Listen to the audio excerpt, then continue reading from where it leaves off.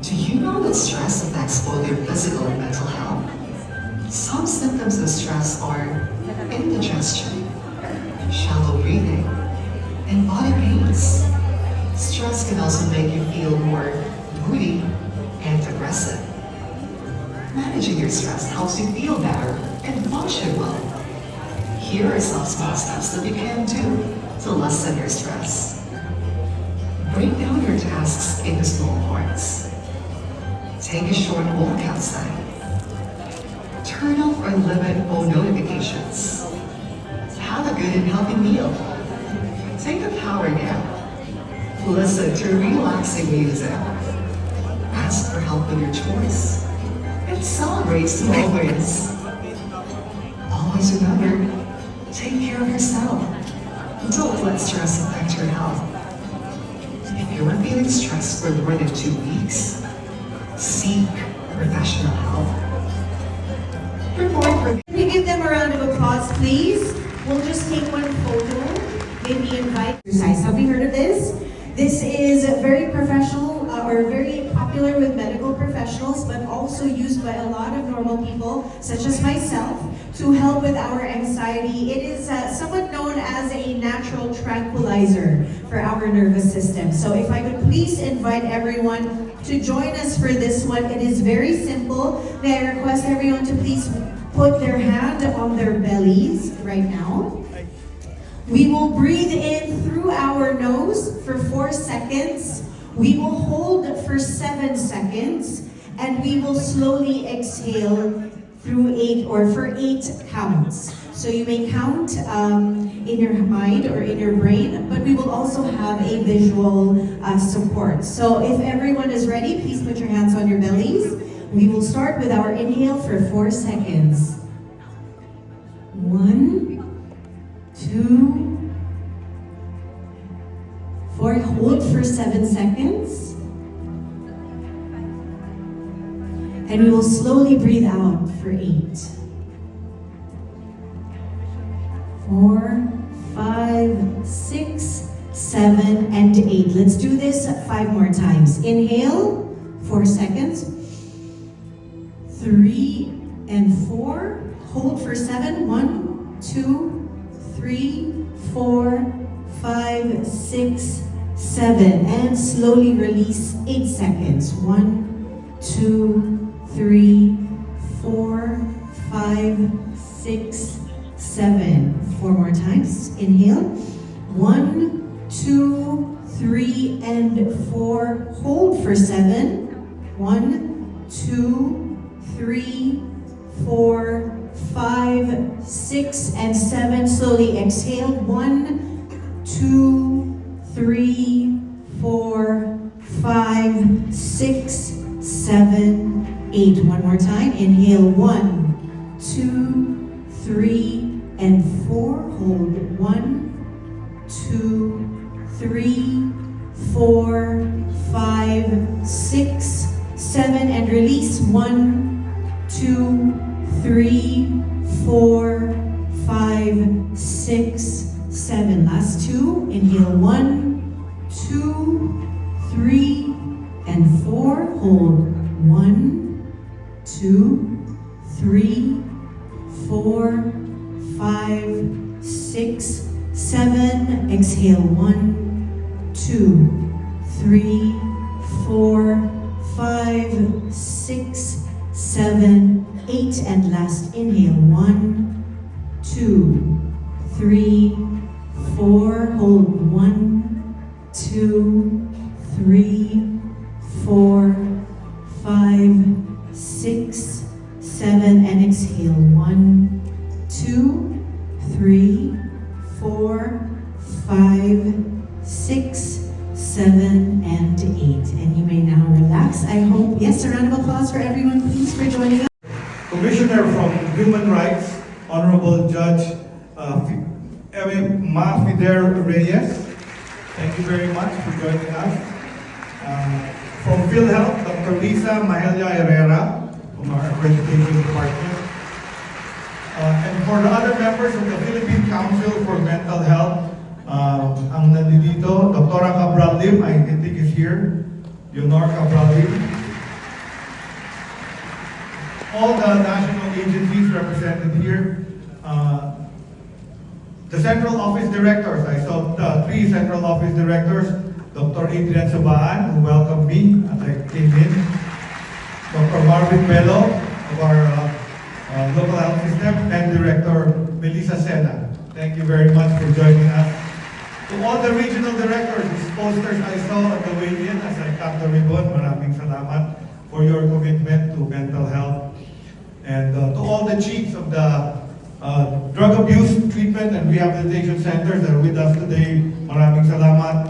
To our distinguished partner organizations, members of the Philippine Council for Mental Health, colleagues from the academe, civil society organizations, other service user organizations, fellow health workers, magandang hapon po sa inyong lahat. Let me welcome you to the 5th Progress while continuing to confront the challenges that remain in our shared pursuit of holistic well-being for every Filipino. The passage of the Mental Health Act of 2018, Republic Act number 11036, affirmed that mental health is a national priority and that the well-being of its Filipino mind is just as important as the well-being of the Filipino body. I saw Dr. Dolet here earlier. When I was Executive Vice President of the University of the Philippines, which is my job before I became Secretary of Health, we held the first mental health summit for the university. We called it Emotional Resilience Summit. And this was triggered by a very high number of suicides among our students. We had a figure of, in 2017, we held it in 2017, we had 7 completed suicides among our students enrolled at the University of the Philippines, which is the highest ever. We usually get 1 to 2. So that actually alarmed me as a physician and as Executive Vice President. We pushed, I think tomorrow you will hear that program being talked about. So I was actually an advocate already for mental health programs, even with rights-based mental health care for all Filipinos. This convention therefore serves as a venue for dialogue and a platform to strengthen partnerships, align strategies, and sustain the momentum towards a more responsive and inclusive mental health system. While policies provide direction, it is our collective work in the implementation, and those are the posters I saw outside, that demonstrates how far we have progressed in bringing mental health care closer to our communities. Through the Mental Health Gap Action Program, the department has equipped personnel across 1,953 rural health units nationwide, enabling frontline providers to deliver mental health services at the primary care level.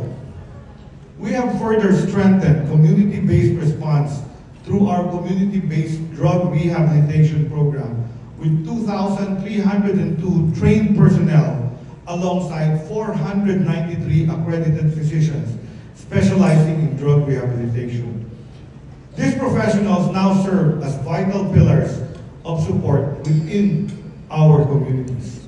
For individuals experiencing crisis, our 24/7 mental health lifelines at the National Center for Mental Health Crisis Hotline and at the Vicente Soto Memorial Medical Center in Cebu, Tawag Paglaom, continue to serve as essential support systems, having responded to 137,929 calls from our establishment. We actually just established after February 28 also a helpline for our OFWs in the Middle East, and this is actually already functional, and we are addressing the request for mental health support of our Filipinos caught in the fight in the Middle East. At the same time, we are also working to remove the financial barriers to care. Through PhilHealth's outpatient benefit packages, mental health services are now accessible in 187 accredited providers nationwide, and this will increase. The Medicine Access Program for Mental Health has likewise expanded in 2025 to 1,296 access sites, ensuring essential medicines remain available from assessment and treatment and follow-up.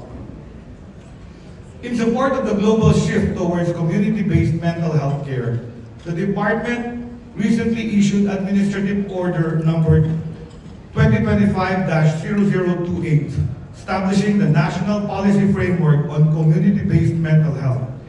We are currently finalizing its operational guidelines to provide our local implementers with a clear and practical roadmap for delivering these services effectively within their communities.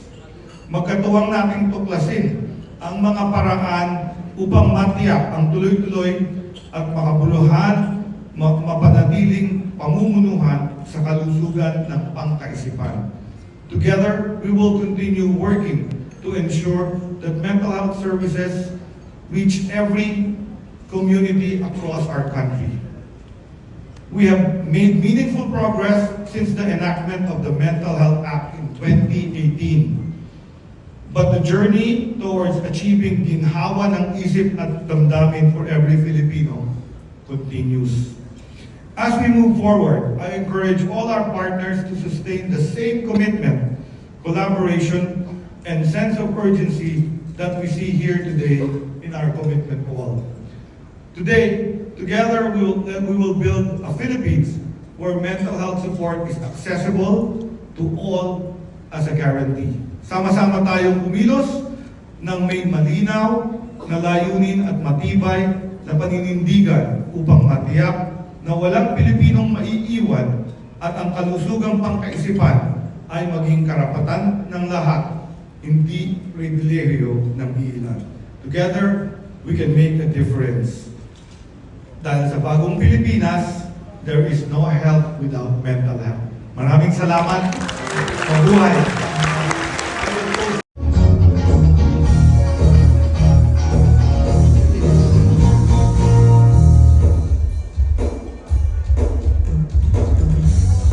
Alright, now to our last song. I know you guys know this one, so might as well sing along with us. Come on.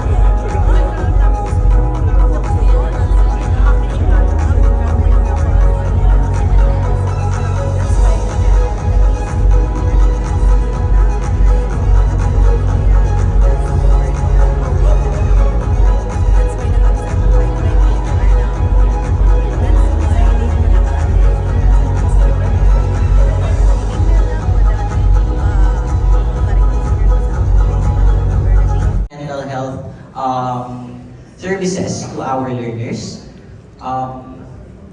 advocacy programs, and including the parents in the conversations of mental health through the Kaagapay program. And provision of mental health services and helplines to those who need them, especially the bullied children. Engineer Batino yesterday discussed also that they have training programs and learning sessions for mental health campaigns and researches, and also enjoin the crowd to join the Gawad Kaligtasan and Kalusugan, which is an award for workplace health and safety. So Dr. Yandera also shared her research, which is a multi-sectoral roundtable discussion, which provided a lot of insights on what the barriers are to the implementation of our mental health initiatives provided in this long list. So we continued the discussions in day 2, starting with the National Survey for Mental Health and Well-Being, as discussed by Dr. De Guzman. She discussed that this study determined the prevalence of MNS disorders and the association of 12-month prevalence of the MNS disorders with selected physical health and risk factors that affect mental health, and also the association of 12-month prevalence of MNS disorders with selected indicators for mental health surveillance. This is actually a very comprehensive document. So we enjoin everyone to look at this because it really captures a lot of things with our national mental health situation. Next slide, please. So the DOST, PCHRD, as discussed earlier, has a Philippine Brain Research Agenda which encompasses a broad spectrum of research topics, including foundational researches for brain health, epidemiology researches, advanced and emerging technologies, and public health researches for brain health. Next slide. Also, it was discussed earlier by IT Insight, their research on national assessment of the mental health literacy for Filipinos. So they really uncovered an alarming state of mental health literacy in our country. So they uncovered that the knowledge of mental health among Filipinos is broadly low, and that Filipinos have very also low professional care seeking behavior, and many still discount the need for professional care. Next slide. And then we had our breakout sessions. So we had 3 breakout sessions: the healthy learning institutions, healthy communities, and healthy workplaces. So for the healthy learning institutions, they discussed these topics. Next slide.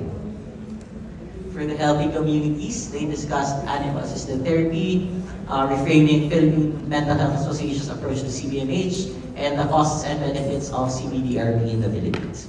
Next slide. And then for healthy workplaces, we discussed the UPD PsychServe initiatives, the mental health of the LGBTQIA, and mental health determinants in the workplace. And then, as discussed previously, a few minutes ago, the surveillance system for suicide attempts and self-harm, or the SASH by Dr. Ginger. So this SASH collates data on suicide attempts because the data on suicide attempts captured through the healthcare system is the gap. And that it captures alive hospital-based risk and protective factors and methods and consolidating them into the NCMH and then eventually to the MHIS for policy making in order to prevent future suicide deaths. Mr. Quismino also discussed earlier the national policy on mental health and psychosocial support for health emergency response teams. So this established a continuum of MHPSS services. This time not for the victims, but for the carriers naman, for our health emergency response teams. Next slide. And then Doc Leah discussed the community-based mental health national framework, which provided a governance structure for the whole community-based mental health program.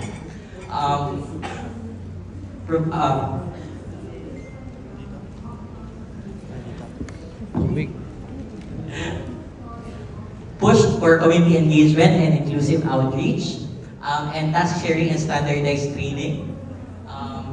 It also pushed for rights-based care, peer support, the use of the peer support playbook, and carer support.